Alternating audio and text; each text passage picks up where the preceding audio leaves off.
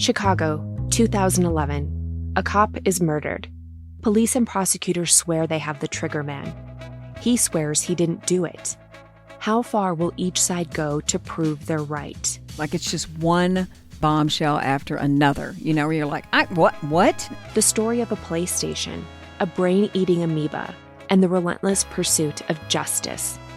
Off Duty, out now. Listen wherever you get your podcasts. Hi, this is Hannah Berner from Giggly Squad. Have you ever put on a bra that makes you feel like a goddess? Prepare to be obsessed with the Dream Angels Wicked Bra from Victoria's Secret, the iconic brand behind the world's most comfortable bras. And I only wear the most comfortable bras. The bestseller features an innovative sling for perfect lift without padding, and the fit is chef's kiss. Awaken your inner goddess with new colors and super femme lace embroidery. Find out why this bra has thousands of 5-star reviews and counting. Shop it in stores and online at victoriasecret.com. Hi, who here loves when their nails are perfectly done? Me. I'm Sarah Gibson Tuttle, and I started Olive in June because, let's be real, we all deserve to have gorgeous nails, but who wants to spend a fortune or half their day at the salon? And that's why I created the Mani system, so you can have that salon-perfect manicure right at home. And guess what? The best part? Each mani only costs $2. Yep, you heard me, $2. No more $30, $40, $50 salon trips that eat up your day. Now you can paint your nails whenever you want, wherever you want. And trust me, you're going to be obsessed with your nails and everyone is going to ask you, where did you get your nails done? And here's a little something extra. Head over to oliveinjune.com and get 20% off your first Mani system with code PERFECTMANI20 at oliveinjune.com/PERFECTMANI20. That's code PERFECTMANI20 for 20% off at oliveinjune.com/PERFECTMANI20. You're all set for a nail glow up. Let's get those nails looking fabulous, shall we? Hello and welcome back to the Psych Legal Pop Podcast. This is a podcast where we talk about popular culture through the lens of an attorney and a therapist. I'm the therapist, Tess Brigham. And I'm Brooke Brigham. I'm the attorney. And we are back with Sister Wives, Season 19, Episode 10, A Man After My Own Heart. And I have to say, I enjoyed this episode. I really did. I think there was very little Kody on the couch. Mm-hmm. And there was a lot of Meri finally sort of speaking the truth, which has been nice. And and I mean, Christine's off the rails here, but she's in a glow, but whatever. It wasn't that bad. Yeah, God bless her. She's happy. And that's the thing, when that Kody brings this show down. He does. Because in the beginning of this season, it was just episode after episode of him, railing on people on the couch. And it's like, okay, I'm so over that. I really, this is very refreshing to watch happy people for the most part. People that are happy in their lives. Gosh. And not Kody just utterly miserable. Cody needs to get some of that. Well, okay. But I do want to say one thing, which is I feel very conflicted about Meri because I do appreciate that Meri is, speaking the truth. She's saying some things she should say. But at the same time, Meri's just someone that I have such a hard time with because she thinks she's super edgy. She thinks she's super edgy and super funny. Mm-hmm. Because when they were talking about painting the carpet, that's not funny. We don't need a 5-minute bit on it. No. She does bits and it's a lot and it's not funny. Meri seemed to me through that whole painting part that she was drunk. I mean, she was like, she seemed high. Like she just thought everything she said, she thought was hilarious. She's laughing at her own jokes and she was just being so goofy. And and if you see her on social media, she's making all these goofy videos and it's like, okay. But then at the same time, she wants to be taken seriously with this worthy up stuff, which is failing miserably. And she needs to find her way. She does need to find her way. I do think that what we saw with the painting was, and we all do this, and I laugh on this show too, when I might say something kind of heavy duty and laugh, right? It's a defense mechanism, sort of making light of it. And so I think that's Meri's way. I think she makes light of a lot of things that are very painful, and which a lot of us do. And it was interesting to watch her kind of making these jokes. And Blair very seriously at some point said, that must have been really hard. Like, I got the sense that Jen and Blair were sort of like, hey, we're here for you. Mm-hmm. Like, let's talk real. And I wonder how much Meri really does talk real about things. And is this sort of the way? And is this what Kody's been complaining about? Because definitely Kody he's not saying it, but there's something about the way in which he and Meri communicated and fought that he felt like was not fair. You know, he's like, I don't know if this is passive aggressive, or if it's this, or if it's that. Just kind of never knowing where Meri's coming at. And I think it is possible, sort of seeing Meri, it's very easy to kind of go, oh, Meri's over it. But obviously she's not. Do you know what I mean? I don't think I don't think she does a very good job of matching up her emotions to what's really going on. And maybe that's what Kody's been commenting about. I don't know. Yeah. Just a thought, just a theory. Yeah, no, that does make sense, because she, instead of just coming out and saying how she feels, makes a joke about it, or, because that thing about her basically him helping her move is her severance. Yes. And she's joking about it. But then in the confessional, she very seriously says, you know, I gave up any right to alimony in that divorce and whatever. And I want to add probably some property rights too. Yes, you did. And so she feels she's owed this. And she said that very seriously. But she would never say that seriously point blank to Kody. Yes. And I think maybe that's part of the problem. And maybe this is what has been happening all these years. I mean, we'd have to, now that we know this, we could go back on the rewind and start noticing it. But maybe that's what's been happening this whole time. And now Kody's doing it. Right. And maybe Kody feels very justified in being able to say, well, I'm not even really married to Meri anymore. Like, he feels very justified in saying these things because that's what she's doing. Again, doesn't, you know, if one person is behaving poorly, doesn't mean that you then get to behave poorly. That's not how it works. Right. But I could see him feeling that way. I don't know. I was going to say something and I just lost my train of thought. Okay, let's dig into this, because we start off in Salt Lake City at Mykelti and Tony's, and Christine and David are coming over to babysit the babies.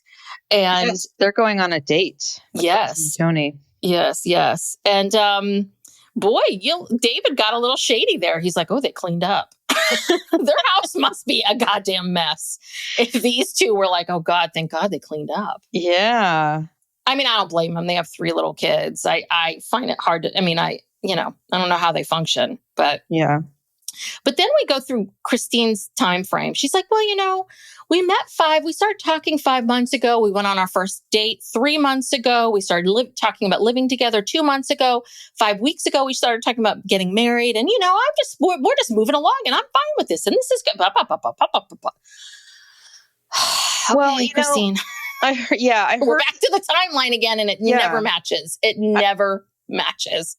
I heard someone on TikTok or something talking about this timeline thing, and they think that the reason why she's saying this, oh well, we first talked 5 months ago, and she's trying to make it seem like they have known each other for a long time, but didn't start seeing each other in person until a couple months ago, because people were saying, why in the world would Mykelti leave her kids with some guy that her mom only knew for a few weeks and is basically a total stranger to her. And they said because she has known him a lot longer. He has been around a lot longer. But Christine didn't want to make it seem like she just jumped from leaving Kody to meeting David. She's trying to give the impression that she dated around for a while. Oh, more than maybe she did. Yes. Okay. That's a theory. Well, again, it's I don't know what to say, because I don't know. Who cares? Perplexing because of how quickly everything's moved. Do you know what I mean? Like, if you're so worried about what we think, then lie about all of it or drag it all out. Do you know what I mean? It's like, Christine, we saw you. We saw you without love. No one blames you, Christine. Yeah. We get it. We understand. Just own it. Be like, you know what? I got incredibly lucky. You know, the first guy that I met, or one of the first guys that I met, was this wonderful guy who was perfect for me, and we're very happy. Yeah. It can happen. Yes, it does. And it does happen. And again, I think she was starved. Like, really, truly, anyone with a sandwich. Yeah. You know, anyone decent with a sandwich would have been fine. She was already over Kody. It's not like she needed any time to grieve, or, you know, any time to take him. She had taken years. You know, she was over him for years. So she was ready to just hit the ground running. So fine, Christine. All right. And then, so this is the scene that we were talking about earlier. We're at Meri's B&B. And it's like, God, this must be rough to be one of Meri's friends, because every goddamn time she calls you, there's a project, some new project. Blair just finished the carriage house.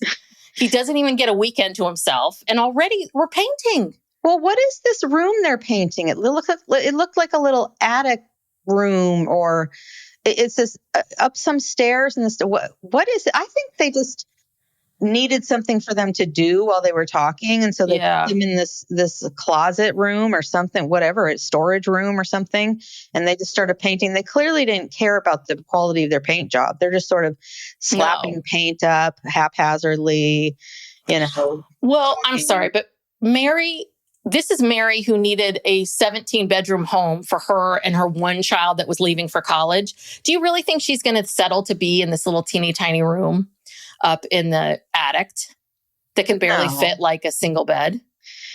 No, Meri's not moving up there. No, I don't know what this room is even supposed to be. Maybe I missed it. But anyway, it's just a setup for them to be in a small space and talk, I guess. But yeah, God, I mean, this is really sad. Like, Meri talks about the past decade living as a single person. No, all this woman wants is someone to make sure that she arrived to her destination safely. That's all she wants. She just wants someone to know that she made it to Tucson, and she just wants someone to pick her, maybe even better, pick her up at the airport. You don't even need to be, you could actually be in your car you could actually not even have to leave your car. She would appreciate that. Everybody needs someone who they can text and say, I just landed, or I'm just taking off, got home, I'm home safe. Yeah, and apparently she's had nobody. That was really sad. It is. So Kody really just stopped. Kind of just stopped. Like, wondering, caring. Well, what about everybody else? I mean, what about her child? What about her friends? I don't know. Well, and that's the other thing, right? We always talk about how Meri always needs lots of friends, and she seems to have the most friends outside of it. But I don't know. I mean, you could say maybe this is how Meri got to this point, that none of your sister wives or no one is checking on you or your kid. Or is it sort of like everyone maybe assumed that someone else was doing it? I don't know. It was sad, though. Oh, and God. Maybe this comes... Okay, do they come back to this painting scene? Because I feel like there was more to it. Yes, there is. Okay. I guess, they're going back and forth. So the next scene is... I don't know how they got on this topic, but, they did this flashback to when they had the 5 oldest kids. They're all in diapers. Oh, Christine was talking about taking care of little kids. Yeah. About how, it was run like a preschool, and, they had this regimented schedule, and then Gabe and Gwen were born 4 days apart. So they called them the twins. And then Meri says she wasn't really sure how to ask for time off to help Christine and Janelle. And it kind of sounds like she never did, because then Christine said, well, I just became the caregiver for 7 kids. I think Janelle took a couple weeks off. Then she was back to work. I don't think Meri took any time off. Yeah, because I could also believe that at that time, Janelle, I mean, being able to stay home with your child for 4 to 6 months is a new thing. Like, even now it's not, it's only for people with very, privileged jobs. Yeah. Yeah. But, so I think a lot of times people think that people have all this time off from work and they really don't. So I'm sure Janelle had to go back financially. I'm sure everyone had to keep working financially. Yeah. But I don't know. God bless Christine. If this was my life, I would be pulling my hair out. None of that looks fun or entertaining. I love my child. I do, but I don't want to spend all my days changing diapers. But it sounds like Christine loved it. It sounds like this was really who she, good for her. I give you a lot of credit. I'm Janelle. I want to go back to work. I don't know if she loved it, but I think she just embraced it. She had a good attitude about it. She clearly was able to handle it, and she just did it.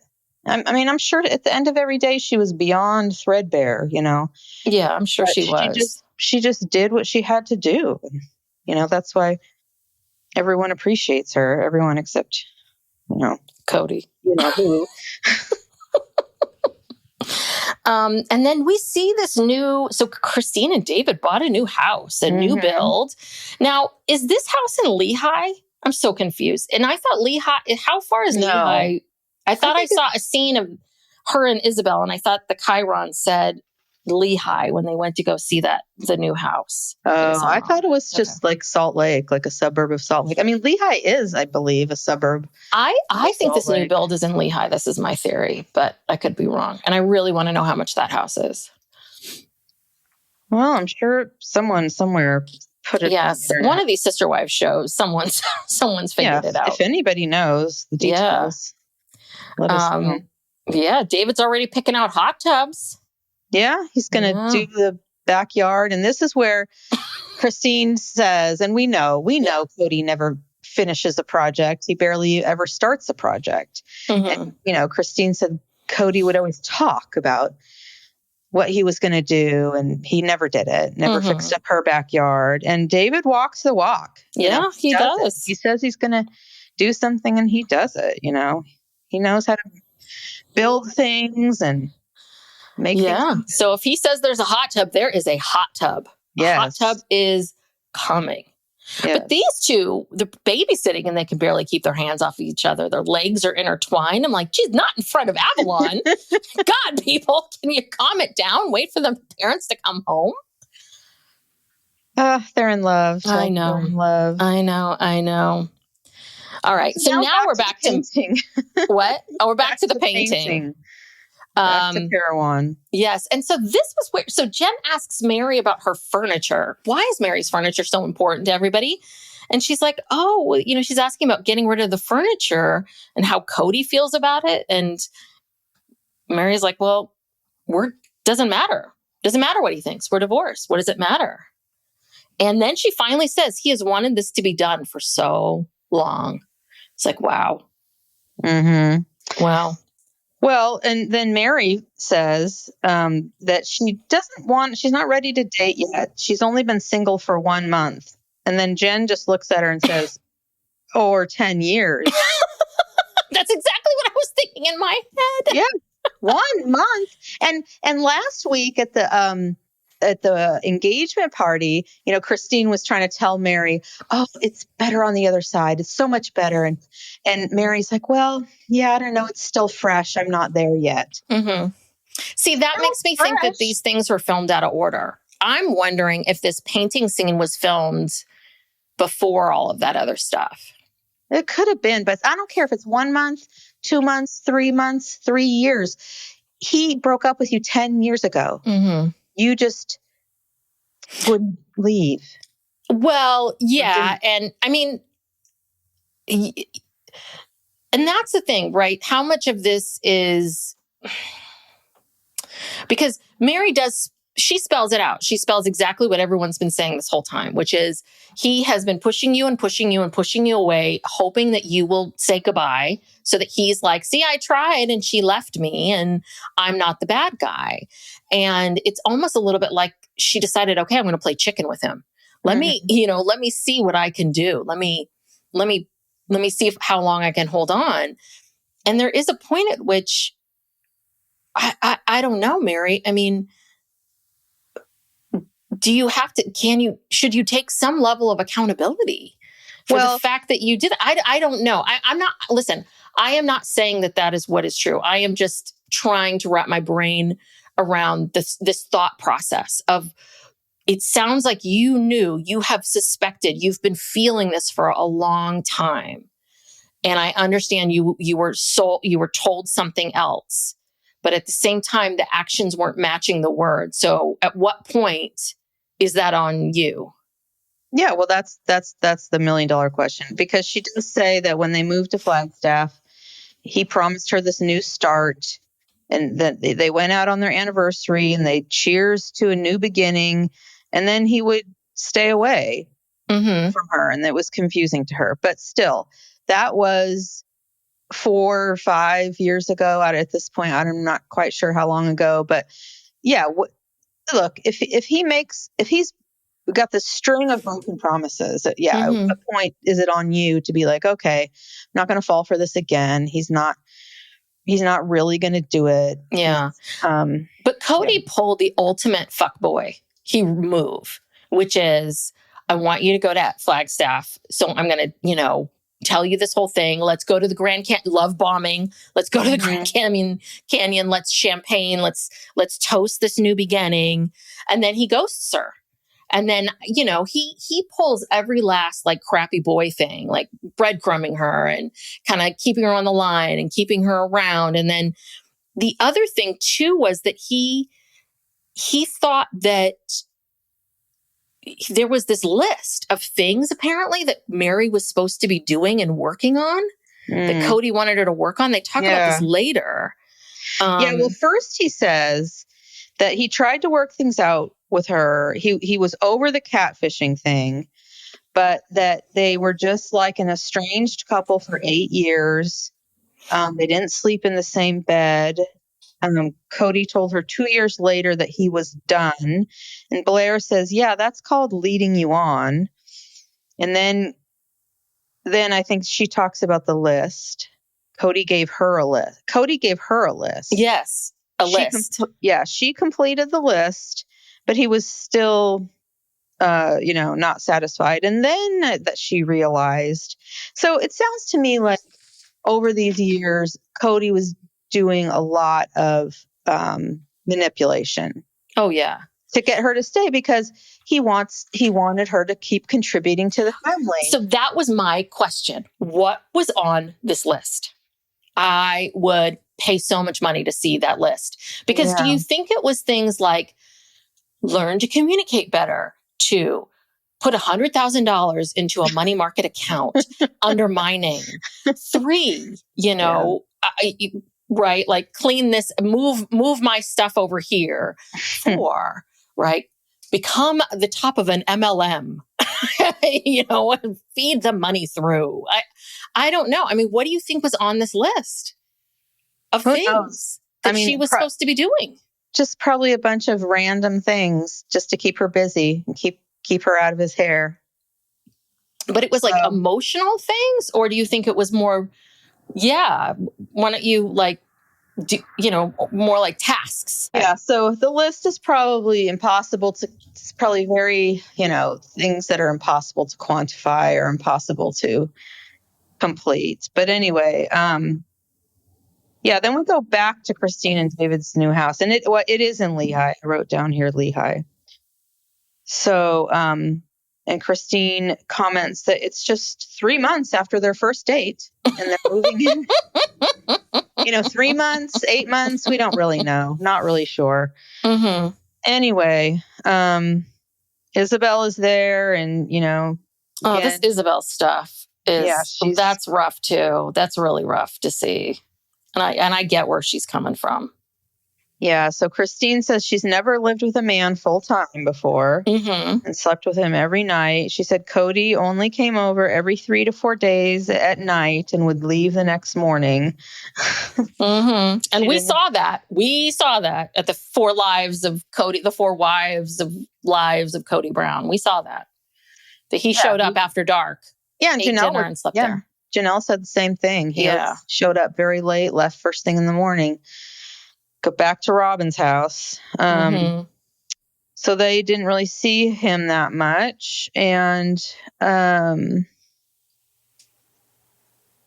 Okay, God, this episode just flips. It's all over the place because we go over. Now we go to Kody's, right? Yeah, because first we see the beginning scenes of Christine and Ysabel, of her showing her the house. And then we go back to them talking about, right? And then we go to Janelle commenting on Christine. And then we go back to Meri, because Meri has to go over there and tell Robyn and Kody that she's actually going to move now. So there's still snow on the ground. So is this like maybe March? February, March. And I guess they assumed that she would move in the summer. That's when her lease is up, but she's going to tell them now. And it was so interesting. So I was like, do you think this was her or the producers? This had to be the producers. Had to say to her, you got to go over there and tell them because we need content. Yeah. Probably. Well, and she needed to ask Kody if he would help her, move and drive the truck. Psych Legal Pop will be right back after these messages. Chicago, 2011. A cop is murdered. Police and prosecutors swear they have the trigger man. He swears he didn't do it. How far will each side go to prove they're right? Like it's just one bombshell after another, where you're like, what? The story of a PlayStation, a brain-eating amoeba, and the relentless pursuit of justice. Off Duty, out now. Listen wherever you get your podcasts. Hi, this is Hannah Berner from Giggly Squad. Have you ever put on a bra that makes you feel like a goddess? Prepare to be obsessed with the Dream Angel's Wicked Bra from Victoria's Secret, the iconic brand behind the world's most comfortable bras. And I only wear the most comfortable bras. The bestseller features an innovative sling for perfect lift without padding, and the fit is chef's kiss. Awaken your inner goddess with new colors and super femme lace embroidery. Find out why this bra has thousands of 5-star reviews and counting. Shop it in stores and online at victoriasecret.com. And here's my other question with that too. Why are these people still moving each other? You guys are in your 50s. Yes. And if I had 5 cents in my bank account, I would try to figure out how to get someone to move for me. I am shocked that these people are still moving. You have 2 huge homes, Meri. You have all this money. You can't pay. I would be so pissed if I was Meri. The last thing I would want to do is to have to ask this guy to help me move. Yeah. I'd be like, why would you want him around you all day? Even Christine didn't want his help. She wanted his help moving one thing into the trailer. And then he started to try to overreach. And she's like, nope, that's it. That's all I want. And I think it was one thing that was probably like impossible, like hard to move and hard to find someone to do. And to move one piece of equipment is a little hard. That's very different than finding someone to actually physically move you. If you're that age, you do not move yourself. You pay movers, and it is not worth the emotional burden to have to be with Kody all day and have him boss everyone around and be in charge of your stuff and be in charge of your move. It's like, no, Meri, you are your own person now. You do not ask your ex to help you move. And so this is the thing. I think that Meri, this is a little bit of Meri's stuff, right? Which is, I think Meri likes hanging out with Kody and likes antagonizing him, likes kind of poking at him. And I think she likes this place that she's in right now with him. And I think this has been a big chunk of their relationship. I do. I think they've always had this kind of relationship. But it's kind of sad. Do you know what I mean? It's like the guy breaks up with the girl and the girl still hangs out with the friends and like still goes to the parties. And you're kind of like, oh, girl, stop hanging out at this bar that he's the bartender. You know what I mean? You're like, you got to move on. I also thought it was interesting that after all of Robyn's theatrics, Meri moving, when Meri comes over to their house, she seems kind of nonplussed about it. She's like, oh, I thought you were going to move in the summer. In June or July. And very matter-of-factly, Meri's like, no, I just want to get it done now. And Robyn's sort of like, oh, okay. Well, and then But Meri is not, this is where I'm really glad. Meri is not holding this other thing back where she talks about like, I'm going to miss the kids, but hey, I barely see them. Yeah.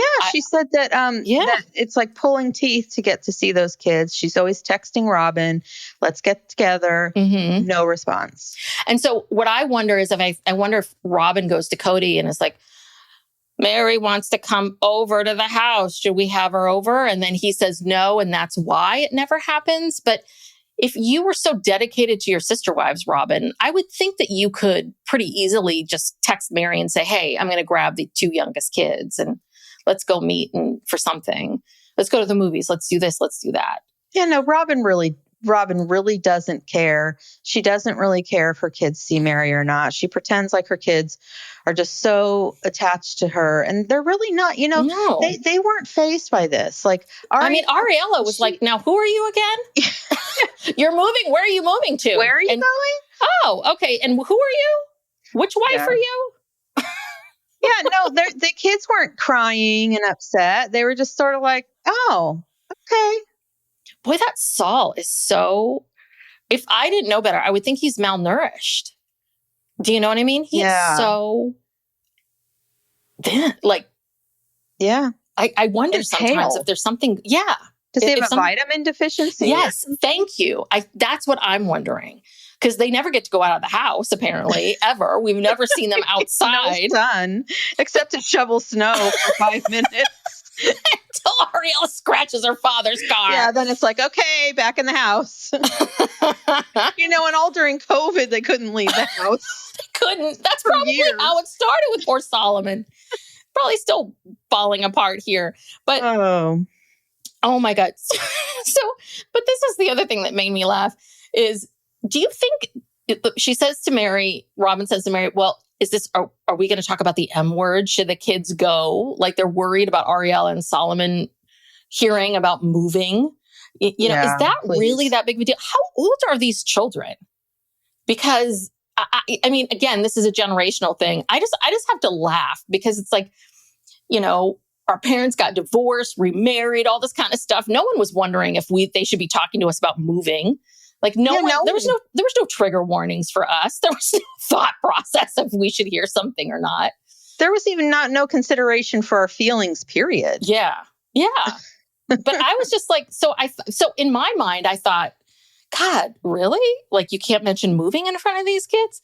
So I was trying to check in with myself and being like, am I being too judgy here about this? Like, is this based on my own experiences that I think she's overprotecting these kids? But yeah. I mean, why can't they hear about the moving? No. And then they do eventually hear about the moving. Right. 2 minutes later. So who cares? Yeah, it was so, I just thought that was so weird. But this was the best. This was the best.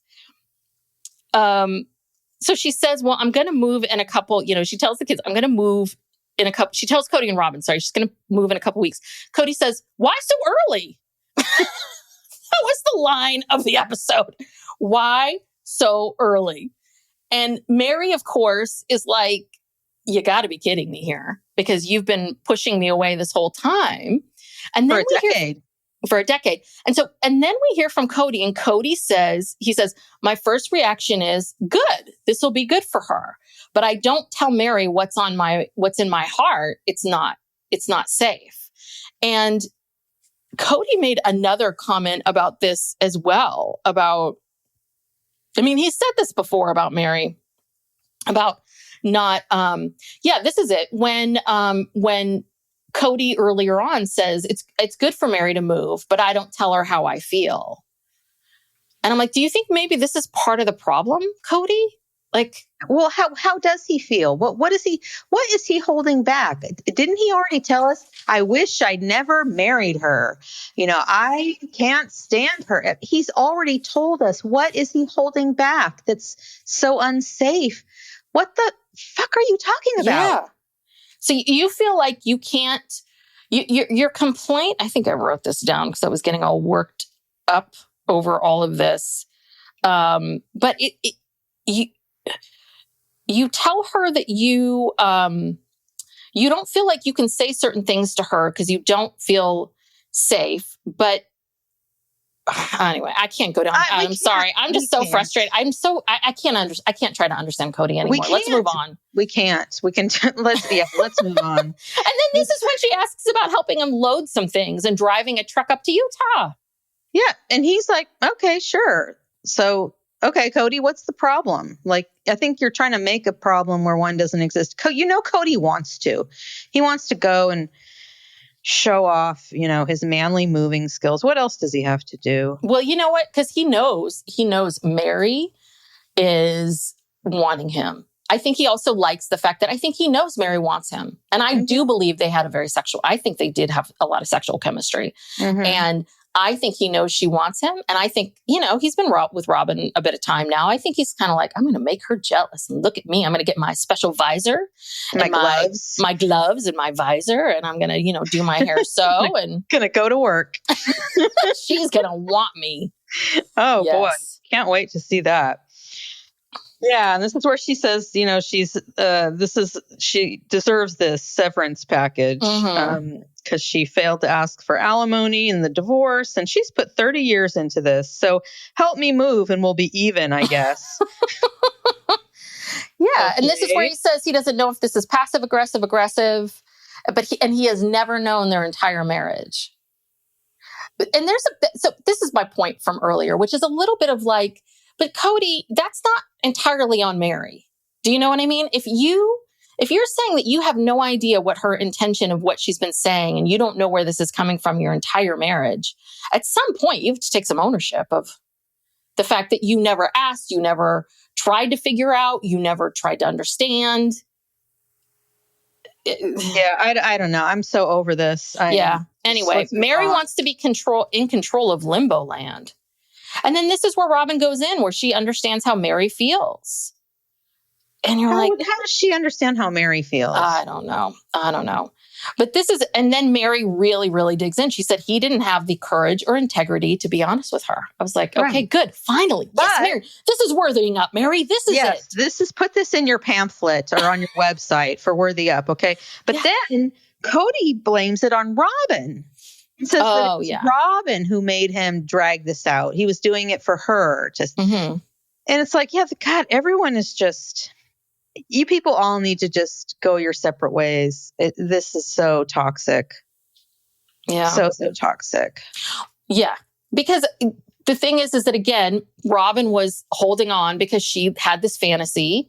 And how could she be the favorite wife if there are no other wives? Mm-hmm. And Meri was bringing in money. There are all of these layered reasons why people do what they do. And then they come on the show and they pretend like they're not doing all of these things. And somehow we should all be so dumb that we can't see the layers. There's so much dishonesty on this show. Yes, thank you. Dishonesty. Yeah, there really is. And it started out as a farce. Look at our happy family.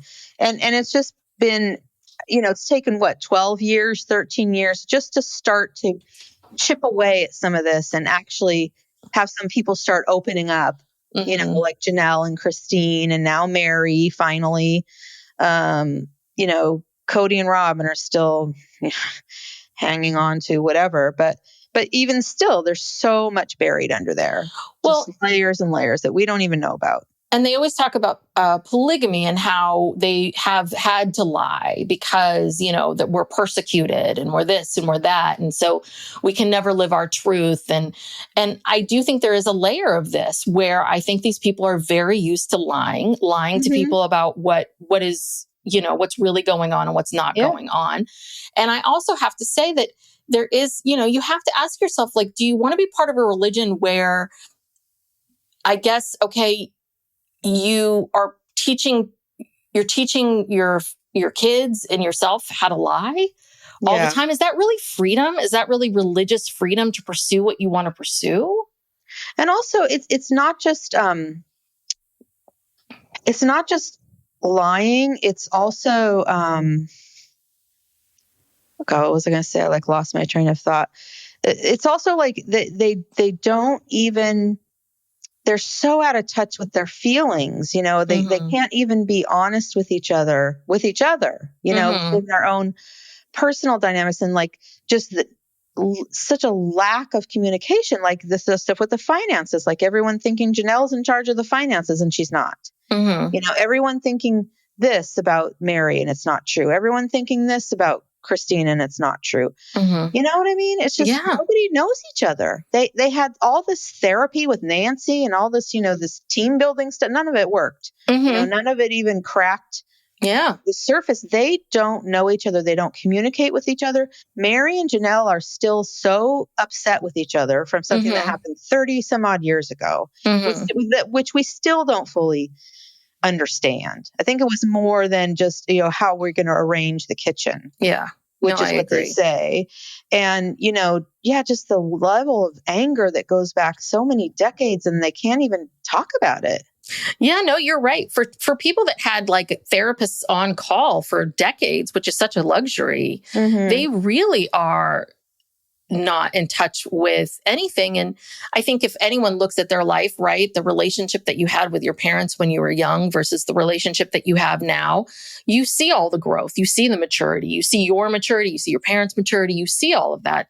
And I think this is maybe a bit of what the kids are feeling, because I think the kids are trying to get to that place in their lives. They want to have a more honest relationship with Kody. They really do. Because the thing is that they are not going to sit around and pretend like they think Robyn's the greatest thing ever. That they're basically like, listen, we don't like the way she treated us, or we're not happy with this, or whatever the issue is. But it's like, that can't be. Like, it just for someone to have a different perception, it's almost kind of like, well, you can dislike someone and also say they're in my family and I'm going to make the best of it. Yeah. God, these people, they don't get nuances, all of it. Ugh. No. But I think this is, and poor Ysabel is, she's just having such a hard time because we're back in Lehigh and they're moving into this new house, and we get all these interviews of Janelle talking about how Christine is so comfortable in her own skin, and she's still Christine, but she's more fun loving. And Ysabel is she's worried about having a close relationship with David, because I think she knows her dad. And I think she fears that if I'm close with David, this is going to upset Kody, and I will never be able to have a close relationship with my father. Well, she also says she feels like her relationship with her dad is slowly going away. And that has nothing to do with David. Yeah. That has to do 100% with Kody. And so she's coming to the realization that, it's been several years now. It started several years ago, and then it really culminated in the back surgery. And now several years have gone by, and Kody is still not being a good dad. Yeah. She's just coming to that realization that, oh my God, like this might be what it's like forever. Yeah. And I might have to be the one who always reaches out and who always goes to him, does what he wants, plays by his rules, and probably realizes that's just not possible. It's impossible to please Kody, Yeah.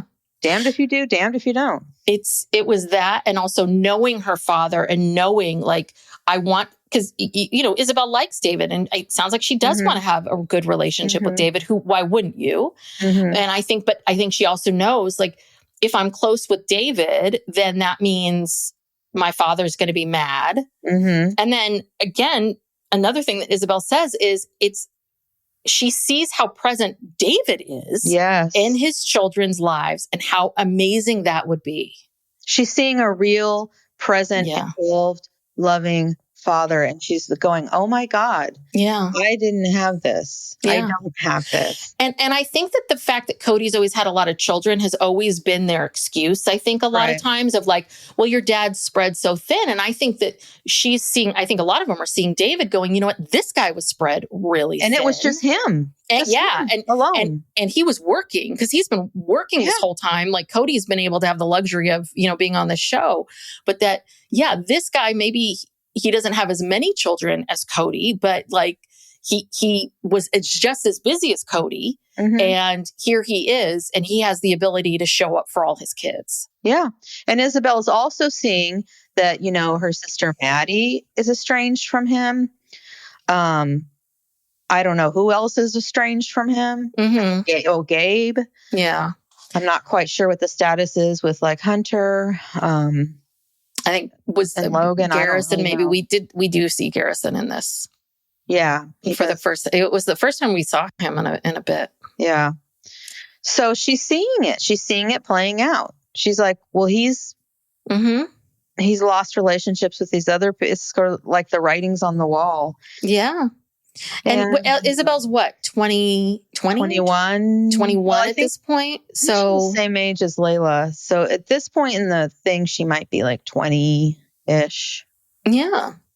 So, and that's, yeah. And that's a lot to take in. Yeah. It's just, it really breaks my heart. It's a lot. I feel like Christine did a good, I think Christine handled this as well as she could. I think she very much was like, he's not here to replace your father. He's here for someone if you need to, if he'll you need be whatever you want him to be. Yeah. If you need him to, show up for you in these ways, he will. If you don't, you don't. He's good to go.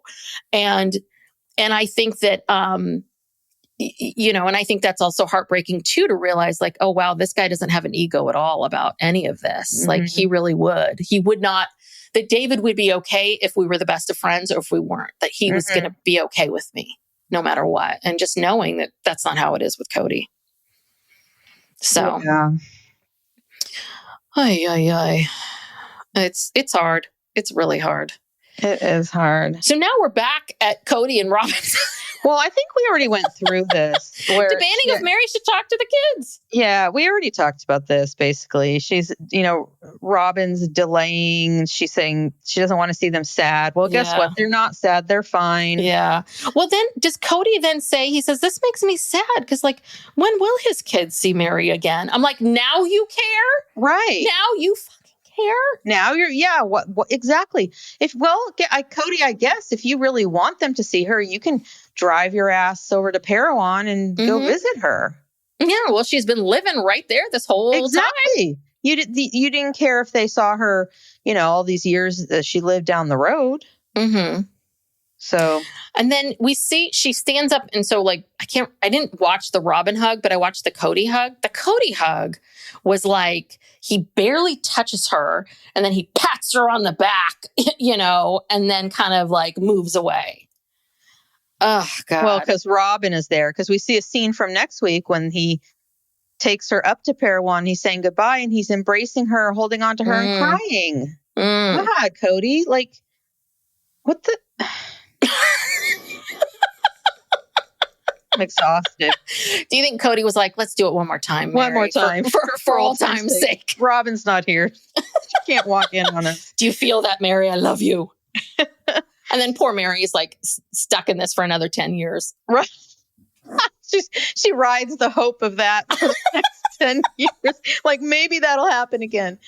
Maybe he'll come back up here. Oh, no. Oh, God. And then Robyn pipes in with, this seems kind of random, where she says she felt that some sister wives didn't have her back and there was a campaign against her.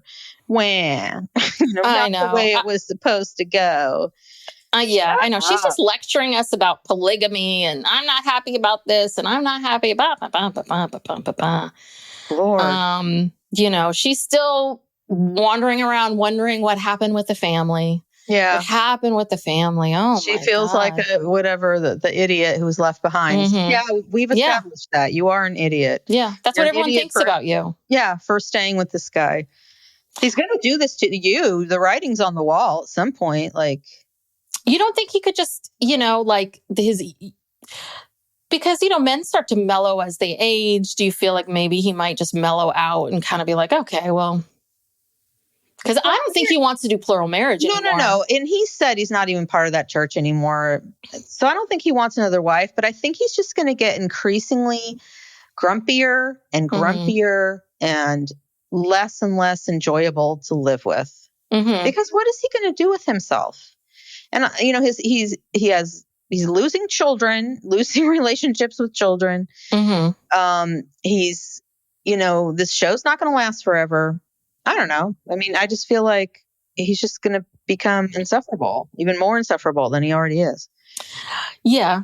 And I think that Robyn, while she may say these things to the camera, I get the vibe that she is this very like subservient wife to him and very much feeds his ego and all of that. I think that's why he loves her so much. Yeah. I really do. No, I think it's because she just feeds it. And I think now he's like, well, good. I'm getting my ego stroked and I can be a raging asshole all the time. Here I go. You know, look out, world. Yeah, it's Kody Brown. It's Kody Brown's world now. You're all just living in it.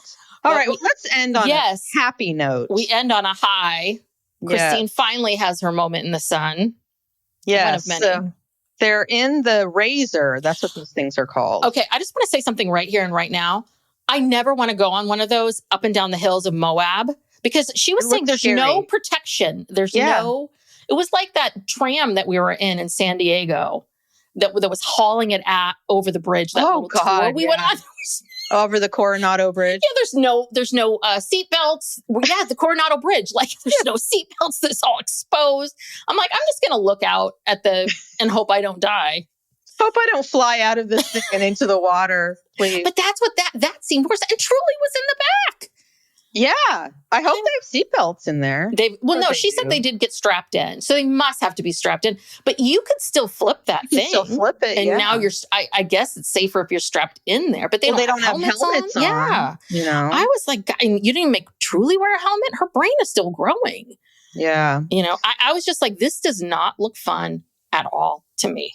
I was like, I would just be like, I'll see you at the hotel. Well, they have to go to this overlook, this beautiful spot. It's the only way you can get there. So, they go out to take a picture, under the guise of taking a picture over this beautiful overlook. And David says, "This is my favorite place in all the world, and you're my favorite person to be with." And he gets down on one knee. Well, at first, I think she was confused because he said, I know I made a promise to marry you. And she's like, oh, yeah, I know. She's just kind of like, I know, it's part of our plans. I'm good. And she's kind of like, where's the picture? And it wasn't until he dropped down that she threw her stuff down. She was like, wait, it's happening? It's now? Yeah. And she said, yes, of course. And she was not expecting it because this is the day after they moved in. So she thought, well, he's not going to propose to me today. That's too much stuff in one weekend. Yeah. But I guess he obviously had been planning this, and obviously he had told his friend because the friend was like, oh, let me take a picture of you, quote unquote. So, listen, I'm really, really happy for her. She's loved. And is this what she says at the end? She's loved. She's the only one that he loves. No question. She's never loved Kody like this. Now, see, Kody, now you know how it feels. Well, that's going to rile him up. Yeah. She says that she didn't have, this is a whole new level of being loved. She didn't have it before. And now she's loved so deeply. Mm-hmm. David loves me and he only loves me. Yeah. Wow. Yeah. Good for you, Christine. I'm jealous. Where's my David? Oh, he's out there. He is out there. You just have to go on that, whatever that dating site was. Yeah, I got to find out what site she was on. Now, and I also feel like David must have some money, right? I mean, Drywall has been very good to him because that's a nice home. And he's like, oh yeah, I'm going to pick out a hot tub. And I couldn't personally, if I could not pick out a hot tub tomorrow and have $10,000 cash to plop down and keep going. Do you know what I mean? It's like, I got too many other things to pay for. Yeah. Well, I mean, his kids are mostly grown. So, kids are expensive, but they're mostly all grown and self-sufficient. And then he has his own business. And that's what I'm saying. I think the drywall business has been good for him. Well, yeah, all that construction out there, you see all those new houses. So I think building houses. Well, I think, and that's why I think that he's a very successful businessman. I think he's a better businessman than Kody. Oh, well, yeah. For sure. A squirrel would do better in business than Kody. So obviously, I'm just saying that this man managed to raise 8 kids and still have all this money left over, and obviously runs a very successful business and does not seem to be hurting for money at all. So I'm impressed. I'm impressed too. Good job, Christine. Yes. So, and I think he's a cutie, David. Anywho, congrats, yeah. Christine. You're living your best life. We're very, very happy for you. Meri, Congratulations. you're on your way. And, Janelle's already got her Tata Farm. So she's on her way too.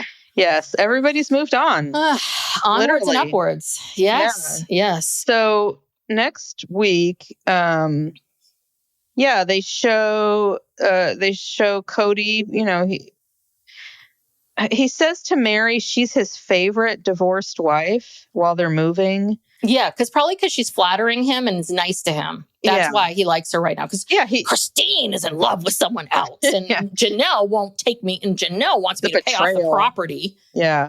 Yeah. Janelle's over here hassling me about the property. Christine betrayed me. I mean, Janelle wants to know how she's going to pay her rent. And Christine, blah, blah, blah, blah. But here's Meri, financially independent. Yeah. So, but then, like I said, they show them hugging and sobbing over, Meri leaving. So I don't know what's going on. I'm very confused. But then Christine and David tell their kids that they're engaged, and everyone's happy. Yes. You did hear at one point, she did admit that apparently, I guess, Tony and Mykelti have been giving her a hard time, and she's finally kind of admitting, like, yeah, I did this to Mykelti and Tony. Like because they didn't like how rushed they were. Well, they were also like 19 and she's 52 or something. Yes. Yeah. It's not the exact same thing, but it just kind of makes me laugh a little bit. And I have to, again, I think it's when people are able to take ownership of the mistakes that they made and said, yeah, you know what, you're right. I thought this and now I think this. I just think that is right. That is growth. That is healing. Right. That is moving forward. And taking accountability, owning it, and moving forward. And also, people have pointed out that, Mykelti and Maddie are like the same age. You know what I mean? They're like born within the same year. Okay. So Maddie gets married. Yeah. Because it's to Caleb, who everybody loves. Everyone's just over the moon. Oh, yeah. That was the best time of Cody's life. Remember? Yes. Best time of his life. When he was with Caleb. Yes. On their fishing trips. And then a few months later, Mykelti wants to get engaged to Tony. And they're like, whoa. Wait a minute. And you're not mature enough. They always treated Mykelti like she was, just an idiot. And, they always refer to her as, I was just watching an episode the other day where, when they first meet Tony's parents and, they're telling Tony's parents how Mykelti has always been, like their bad child or something. Like the one they worry about the most. Yeah. That she's always been, a problem. And it's like, I'm hearing that your whole life. Like, you're the problem child. And she's in quote unquote a problem because she's like a little bit of a theater nerdy kid. She likes to dye her hair, and she wore a shirt that actually is less revealing than the shirt I'm wearing right now. Do you know what I mean? Yeah. Yeah. I know. And that's not fair. And that's why I kind of feel like, give this woman some credit. Like, own your stuff. Like you kind of put her in a corner, and that's not who she is. So anyhow, well, here we are at the end. And if you are still here with us, thank you so much. If you would like to support our podcast, there's lots of ways of doing that. You can leave us a 5-star rating and review. Those always really do help us. Helps get the word out there. You could get the word out there and tell your friends and family about the show. And if you want to hear more from us, you can go over to Patreon, patreon.com/PsychLegalPop podcast. We do a weekly bonus. We do a true crime. We do an Ask Us Anything. We have 2 tiers. If you go over there, you'll see everything, and come check us out. And follow us on social media at PsychLegalPop on Instagram and TikTok. And isn't it Psych Legal Pop podcast? I thought it was Psych Legal Pop. Oh, God. Peggy. I'm sorry. I shouldn't have said anything. Ask Peggy about this. If you just type in, we'll hear it. No, it's Psych Legal Pop. I'm looking at Instagram right now. It's just Psych Legal Pop. You'll find us. We're the only Psych Legal Pop podcast out there. Just type in Psych Legal and it'll come up. Anywho. All right. Thank you so much, everyone. Thank you. We'll see you next time. Bye. Bye.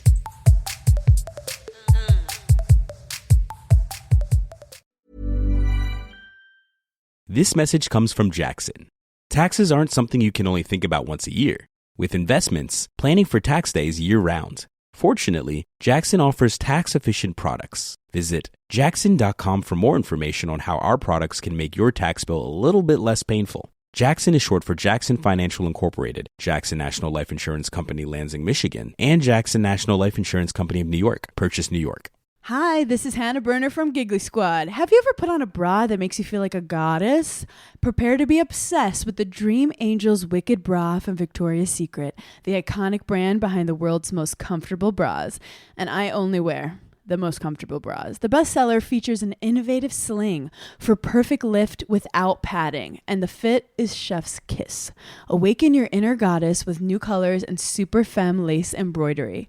Find out why this bra has thousands of 5-star reviews and counting. Shop it in stores and online at victoriassecret.com. When it comes to managing money, forget the hype and look at the results. Bill has $1 trillion of secure payments powering our bill pay tools. Instead of just moving money, Bill is powering the financial operations of nearly 500,000 customers. So stop the guesswork and start scaling with the proven choice. Ready to talk with an expert? Visit Bill.com/proven to get started and grab a $250 gift card as a thank you. Terms and conditions apply. See offer page for details.